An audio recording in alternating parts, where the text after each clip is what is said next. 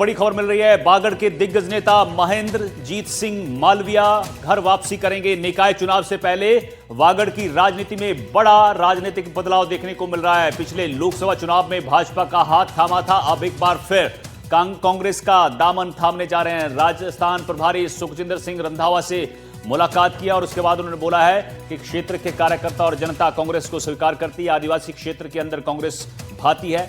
बोले हैं, मेरी इच्छा थी कि जो काम मैंने शुरू किए थे वो अटके नहीं।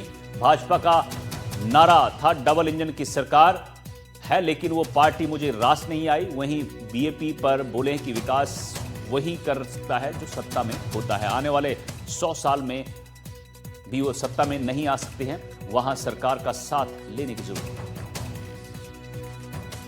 तो महेंद्र मालविया एक बार फिर घर वापसी कर रहे हैं। ये कांग्रेस मेरे लिए नई पार्टी नहीं है। पिछले 40 साल मैंने कांग्रेस में निकाले, सरपंच के रूप में, प्रधान के रूप में, एमपी के रूप में, 5 बार जिला प्रमुख के रूप में, 4 बार विधायक के रूप में, 2 बार सरकार के मंत्री के रूप में लंबे समय तक कांग्रेस में काम किया।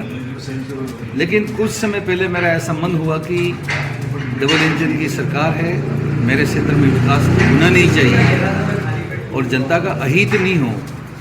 उस हिसाब से मैं ज़रूर भाजपा में गया, लेकिन वहाँ जाने पर मैंने देखा कि अपना एडजस्टमेंट, अपनी सहमति ठीक ढंग से यहाँ पे नहीं बन सकती है। और इसलिए मैंने अपने मन के अंदर अपने कार्यकर्ताओं से राय लेके तय किया कि कांग्रेस पार्टी में जाना चाहिए। सुशांत पारिक हमारे सहयोगी जयपुर से हमारे साथ जुड़े हैं। सुशांत, बागड़ की राजनीति में बड़ा फेरबदल यहां पर हो सकता है आने वाले वक्त में, क्योंकि महेंद्र सिंह मालविया अब घर वापसी करने जा रहे हैं। क्यों इनका मन खट्टा हो गया इतना जल्दी? देखिए, 21 महीने बाद फिर से वो कांग्रेस में वापसी करेंगे, जिस तरह से आज उन्होंने संकेत दिए। लेकिन 21 महीने पहले जब वो भाजपा में आए थे, तब भी इसी तरह से बड़े बयानों के साथ वो आए थे और कहा था कि कैसे वो डबल इंजन की सरकार के साथ जुड़ना चाहते हैं। राजस्थान में भाजपा की सरकार बन चुकी थी और वो लोकसभा का चुनाव लड़ने की तैयारी कर रहे थे। हालांकि वो लोकसभा का चुनाव हारते हैं और उसके बाद वो पार्टी में इस उम्मीद से बैठे हुए थे कि कई पॉलिटिकल अपॉइंटमेंट हो या कोई बड़ी जिम्मेदारी उनको दी जाए, लेकिन ऐसा नहीं हुआ, क्योंकि ऐसे नेताओं की एक लंबी फहरिस्त है। और बात केवल मालवीय की नहीं, बल्कि ऐसे नेताओं की एक लंबी सूची है, चाहे वो लालचंद कटारिया हो, राजेंद्र यादव हो या दूसरे नेता, जिनको इस उम्मीद के साथ पार्टी में, भाजपा में लाया गया था कि उनको कुछ महत्वपूर्ण रोल मिलेगा, लेकिन नहीं हो पाया। और मालवीय लंबे समय तक जो है अशोक गहलोत के विश्वस्त रहे हैं। वो अगर आप 4 दशक की उनकी राजनीतिक यात्रा को देखें तो वो सरपंच से लेकर CWC member, Congress working committee, जो सबसे बड़ी जो एक तरीके से बॉडी है कांग्रेस की, उसके सदस्य रहे। अशोक गहलोत के बहुत विश्वस्त रहे और अशोक गहलोत की दोनों पिछली सरकारों में वो कैबिनेट मंत्री का दर्जा उन्हें मिला था। लेकिन बागड़ की जो पॉलिटिक्स में वो कांग्रेस का सबसे बड़ा चेहरा थे, इसमें कोई दो राय नहीं। और कांग्रेस छोड़ने के बाद कांग्रेस को वहां पर बड़ा झटका भी लगा था। एक चीज और दर्शकों को समझा दीजिए जरा कि निकाय चुनाव से पहले ये वापसी कर रहे हैं, घर वापसी, कितना फर्क यहां पड़ने वाला है बीजेपी को और कितना फायदा यहां कांग्रेस को दिख रहा है? देखिए, भाजपा के लिए बड़ा झटका है, इसमें दो राय नहीं है, क्योंकि एक अनुभवी नेता, कद्दावर नेता और बागड़ की राजनीति का जाना पहचाना चेहरा, और बरसों तक बहुत सारे ऐसे नेता हैं जिनको मालवीय ने तैयार किया। उस इलाके की राजनीति में वो एक बड़े नाम हैं। इसमें दो राय नहीं कि भाजपा के लिए एक बड़ा झटका है। और भाजपा जिस रणनीति के साथ उनको लेकर आई थी, उसमें कामयाबी नहीं मिल पा रही थी। लेकिन निकाय और पंचायत चुनाव में अगर वो कांग्रेस में आते हैं, जैसा कि आज उन्होंने इशारा किया, तो फिर जो बाप पार्टी का एक बढ़ता वर्चस्व है, कांग्रेस जिसे तोड़ना चाहती है, उसे रोकने में एक बड़ी जो कहें कोशिश कांग्रेस कर रही थी, उसमें मदद मिल पाएगी। बिल्कुल, तो यहाँ मदद मिल पाएगी। लेकिन उन्होंने यहाँ बीजेपी पर भी निशाना साधा। उन्होंने कहा है कि डबल इंजन की सरकार का दावा किया जाता था, लेकिन अब उनके काम नहीं हुए या फिर कोई और वजह है, वो सारी चीजें सामने आएंगी। क्या लगता है आपको कि बीजेपी पर जिस तरह से निशाना साध रहे, 21 महीने वहां पर रहे, अब ये वापसी कर रहे हैं, क्या इनके पर्सनल काम रुके हुए थे या फिर जो बागड़ में जो चाहते थे उस तरह के काम नहीं हुए? देखिए, मैं वही बता रहा था आपको कि वो जिस उम्मीद के साथ आए थे, लोकसभा चुनाव वो हार गए और चुनाव हारने के बाद उन्हें उम्मीद थी कि पार्टी उन्हें कोई जिम्मेदारी देगी, कोई पॉलिटिकल अपॉइंटमेंट मिलेगा, या फिर सरकार में जिस तरीके से उनकी पूछ होनी चाहिए थी वैसी पूछ नहीं हो पा रही। हालांकि सरकार किसी एक नेता के लिए वागड़ इलाके पर फोकस नहीं कर रही, वो अपने पैरामीटर सरकार के होते हैं। लेकिन कांग्रेस में वो चूंकि बड़े पदों पे रहने वाले नेता हैं और अचानक से वो नेपथ्य में चले गए, कोई पूछने वाला नहीं है, तो शायद ये जो एक तरीके से कहें वैक्यूम जो बना है उनके लिए वो उन्हें रास नहीं आया। और चूंकि वो मिजाज से कांग्रेसी नेता रहे, आप ये समझिए कि 4 दशक तक किसी एक पार्टी में आप काम करते हो और अचानक से पूरी तरीके से 360 डिग्री आप घूमकर किसी दूसरी पार्टी में चले जाएं और फिर चुनाव भी हार जाएं, आपकी पूछ भी नहीं हो रही हो, तो आपके पास ज़्यादा ऑप्शन नहीं बचते हैं। मालवीय उसी एक तरीके से कहें वैक्यूम का शिकार हो गए और अब वो घर वापसी का कोशिश कवायद इसलिए भी कर रहे हैं कि कम से कम चाहे वो पंचायत के चुनाव हों या फिर निकायों के चुनाव हों, पार्टी के लिए वहाँ फिर से काम करें, अपने कैंडिडेट जिताएं, पार्टी को मजबूत करें। तो कम से कम 2-2.5 साल बाद जब वापस कांग्रेस विधानसभा चुनाव की तैयारी में जुटे, तब वो एक बड़ा चेहरा वागड़ की राजनीति का। बिल्कुल, तो ये घर वापसी की तैयारी में है, लेकिन वजह क्या क्या है वो उन्होंने बताई भी है खुद कि यहाँ पर डबल इंजन की सरकार का दावा किया जाता है लेकिन काम नहीं होता। आगे बढ़ते हैं, जयपुर से बड़ी खबर आपको बताते हैं। सीएम का छात्राओं से बजट से पहले संवाद जारी है। विकसित भारत के संकल्प के केंद्र में नारी शक्ति है, ये कहना उनका। डबल इंजन सरकार ने महिला सशक्तिकरण को जीवन के हर चरण से जोड़ा है। सीएम ने आगे कहा है कि पीएम के नेतृत्व में देश आगे बढ़ रहा है। विकसित भारत के लक्ष्य के साथ देश आगे बढ़ रहा है। नारी शक्ति इसके केंद्र में है। महिला सशक्तिकरण को जीवन के हर चरण से जोड़ा जाएगा। तो सेल्फी लेते नजर आए महिलाओं के साथ मुख्यमंत्री भजनलाल शर्मा। तस्वीरें देखिए आप, किस तरह से यहां पर मुख्यमंत्री महिलाओं के साथ सेल्फी लेते हुए नजर आए हैं। आपको बता दें कि बजट से पहले यहां पर संवाद किया जा रहा है लोगों से, महिलाओं से। विकसित भारत के संकल्प के केंद्र में नारी शक्ति और डबल इंजन सरकार ने महिला सशक्तिकरण को जीवन के हर चरण में जोड़ा है, ये मुख्यमंत्री ने कहा है।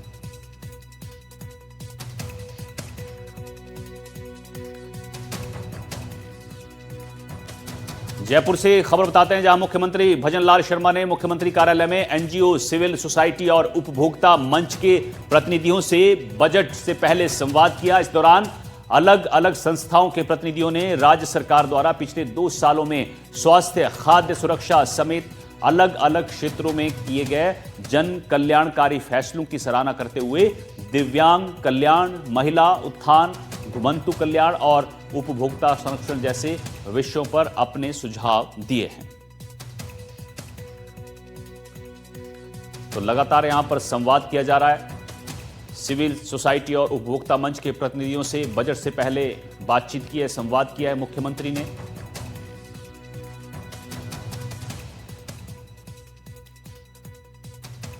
जयपुर में मनरेगा का नाम बदलने का विरोध देखने को मिला है। कांग्रेस का मौन सत्याग्रह और उपवास यहां पर शुरू हो चुका है। शहीद स्मारक पर मौन सत्याग्रह और उपवास का कार्यक्रम आयोजित किया गया। जयपुर समेत तमाम जिलों में उपवास रखा गया। विरोध में 25 जनवरी तक आंदोलन चलेगा। अलग अलग दिन अलग अलग कार्यक्रम किए जाएंगे और मनरेगा का पैसा बंद करना चाहती है केंद्र सरकार। ये प्रभारी रंधावा की तरफ से टारगेट किया गया है, सरकार को निशाना साधा गया है और उन्होंने आरोप लगाया है कि मनरेगा का पैसा बंद करना चाहती है केंद्र सरकार। और साथ ही खाचरियावास पूर्व मंत्री हैं, उन्होंने सीएम और मंत्री मिलकर भ्रष्टाचार कर रहे हैं, उन्होंने आरोप लगाए हैं।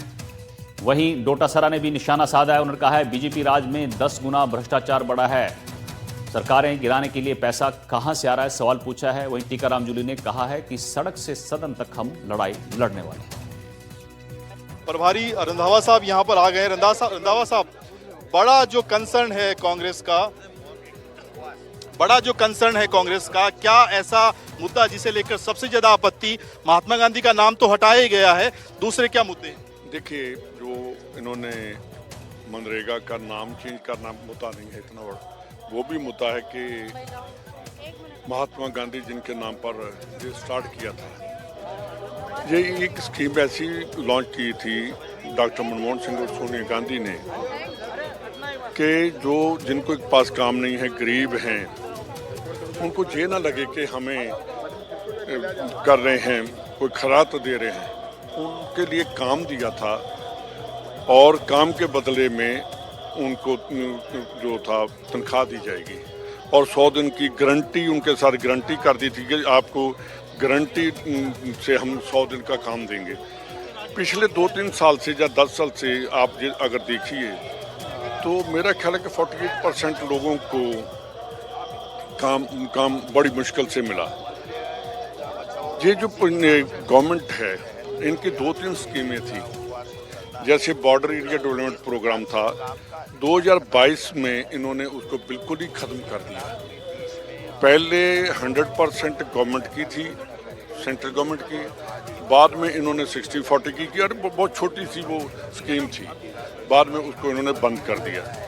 ये जो स्कीम है किसी भी, मैं राजस्थान की बात करता हूँ कि जहाँ की स्टेट का जितना कर्जा है और पंजाब का 4.5 लाख करोड़ कर्जा है सरकार का, जितना ही हरियाणा किया, ये 3 स्टेट तो मैं वादे से कह सकता हूँ कि ये मनरेगा का 40% जमा ही नहीं करवा सकते। सीएम तो कह रहे हैं कि कांग्रेस राज में बहुत भ्रष्टाचार हुआ, उसे खत्म करने की कोशिश कर रहे हैं। मुख्यमंत्री तो खुद भ्रष्टाचार में फंसे हुए हैं, हालत इतनी खराब है। आप मुझे बताइए, जो गवर्नर साहब ही सरकार के साथ खड़े हो जाए, गवर्नर के यहाँ न्याय नहीं मिल रहा। अभी जो जल जीवन मिशन में भ्रष्टाचार हो रहा उतना तो कभी हुआ ही नहीं है। मेटल फैक्ट्री में पैसा खा गए, सीधा सीधा कब्जा दे दिया आपने। 2000 करोड़ की कंपनी आपने कोडियों के भाव सरकार ने उनको दे दी। तो मुख्यमंत्री और सारे मंत्री मिलकर भ्रष्टाचार कर रहे हैं और ये ईडी और इन एजेंसियों से डरा रहे हैं ना, ये जेब में रखते हैं हम। लेकिन इस सरकार को अब जीने नहीं देंगे, सुन लेना। जितना भ्रष्टाचार अभी हर डिपार्टमेंट में हो रहा उतना तो कभी हुआ ही नहीं। और वह सीएम साहब मेरे मंत्रियों में जनता के बीच में जाते क्यों नहीं है? जाएंगे तो जनता पकड़ लेगी इनको। बिल्कुल जोली साहब, एक सवाल, बस छोटा सा सवाल है। सड़क पर तो लड़ाई है, सदन में भी लड़ी जाएगी? हाँ, निश्चित तौर पर सदन में भी लड़ेंगे। लोकसभा में भी हमारे सांसदों ने रात के 2:30, 3-3 बजे तक इस पर बहस की है और आने वाले सत्र के अंदर यहाँ भी इस बात को रखेंगे कि एक साजिश के तहत पूरे एक्ट को ही खत्म किया जा रहा है। जो 365 दिन के अंदर जो रोजगार मांग सकते थे, अब उसमें 2 महीने कम कर दिए गए। पैसा जो भारत सरकार देती थी वो 60-40 का रेशो कर दिया गया है। उसके बावजूद भी भारत सरकार जो फंड तय कर देगी उससे ज़्यादा अगर कोई रोजगार मांगता है तो 100 पैसा राज्य सरकारों को देना होगा। मेट इन सब को हटा दिया जाएगा और इसको गति पोर्टल से जोड़ दिया, पीएम गति से, कि आप जो गांव के काम तय होंगे वो गांव या ग्राम सभा तय नहीं करेगी, वो दिल्ली में बैठे हुए जो लोग हैं वो तय करेंगे। और लेबर को एक प्रकार से ठेकेदारी प्रथा टाइप बना दिया जाएगा।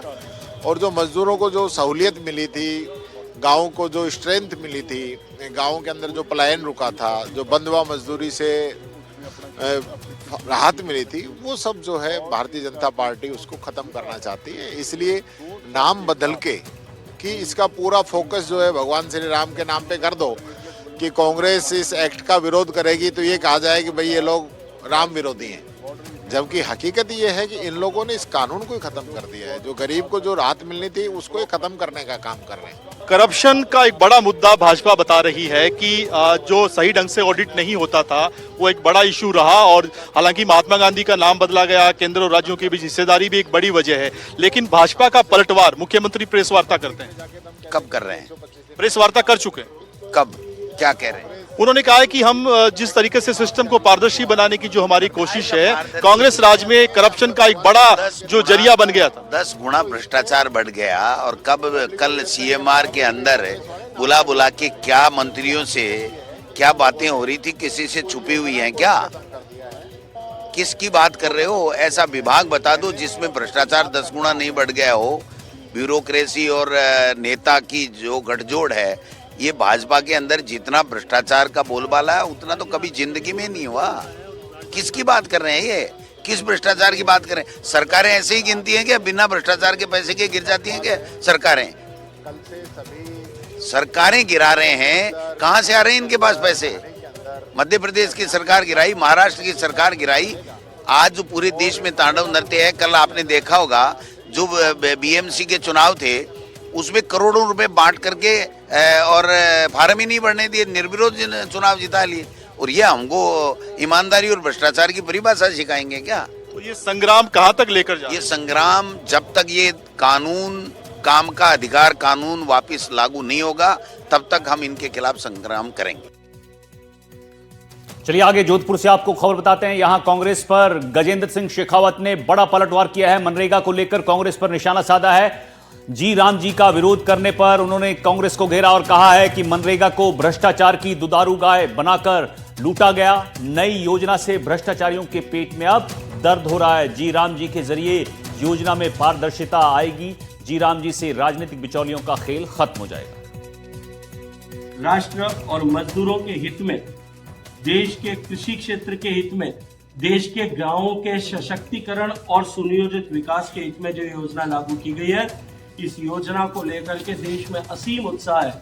लेकिन जिनको इस योजना को अपनी बपौती मानते हैं और जिनको इस योजना के साथ में केवल और केवल भ्रष्टाचार के माध्यम से वित्त पोषण करते हुए अपने लोगों को जुड़ाव के रूप में इस योजना को देखते थे, उनके पेट में दर्द निश्चित रूप से होना स्वाभाविक भी है। अब दर्द की दवा मुझे लगता है आप सब मित्रों के पास में, आप सब लोग सही दवा देंगे।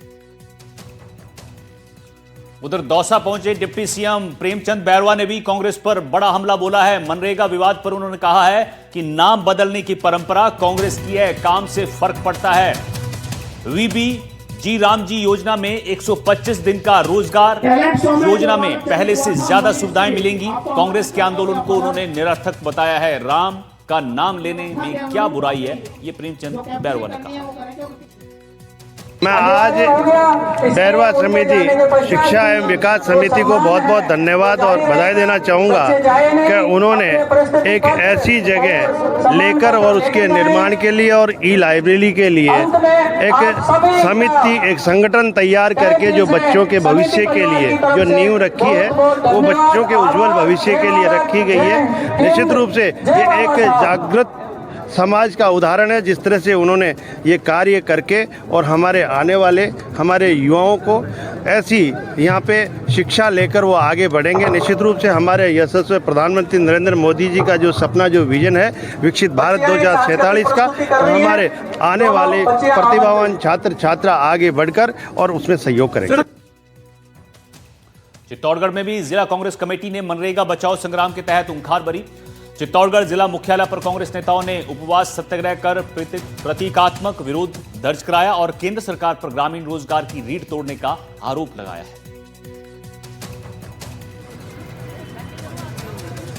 कारण तो स्पष्ट है, जिस प्रकार से ये महात्मा गांधी के नाम से एलर्जी कर रहे हैं सत्ताधारी लोग, ये ध्यान आकर्षित करने के लिए गांधीवादी तरीके से ही पूरे हिंदुस्तान में आज पार्टी के निर्देशानुसार ये कार्यक्रम रखा गया है। बताने के लिए इनका गांधी जी से प्रेम है। सरकार में आते ही स्वच्छता के नाम पर गांधी जी का इनेक चुराया और उससे पूरे हिंदुस्तान को स्वच्छता बताने का प्रयास किया। लेकिन जब गांधी जी के नाम पर गरीबों के लिए योजना बनाई हुई थी, उस योजना तो वही रखी और कह रहे हैं कि हमने इसको और बढ़ा दिया, 100 दिन के 125 दिन कर दिए।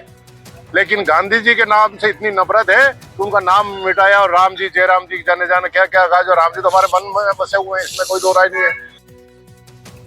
उधर जयपुर में धार्मिक आधार पर सरकारी कब्जे के मामले में एक्शन देखने को मिला है। जमीन पर कब्जा कर स्कूल चलाने के मामले में यह कार्रवाई हुई है। जोधपुर के ब्लू हेवन पब्लिक स्कूल की मान्यता रद्द की गई। जोधपुर विकास प्राधिकरण की जमीन पर कब्जा कर यह स्कूल चलाया जा रहा था। मदरसा और छात्रावास बनाया गया था। कोटा की डॉक्टर अब्दुल वाहिद मेमोरियल दारुल उलूम हदीस संस्था ने यहां अतिक्रमण कर रखा था। तो बड़ी खबर आपको बता रहे हैं, धार्मिक आधार पर सरकारी कब्जे के मामले में कार्रवाई देखने को मिली है। जमीन पर कब्जा कर यहां पर स्कूल चलाया जा रहा था, छात्रावास बनाया गया था। जोधपुर के ब्लू हेवन पब्लिक स्कूल की मान्यता को रद्द किया गया है। जोधपुर विकास प्राधिकरण की जमीन पर कब्जा कर यहां पर स्कूल चलाया जा रहा था। मदरसा और छात्रावास बनाया गया था। कोटा की डॉक्टर अब्दुल वाहिद मेमोरियल दारुल उलूम हदीस संस्था है, यहां पर इस संस्था पर अतिक्रमण करने का आरोप है, कब्जा करने का आरोप है जमीन पर, जिसके बाद अब यहां पर कार्रवाई की गई है, स्कूल की मान्यता रद्द की गई है। तो बड़ी खबर आपको बता रहे हैं, जोधपुर की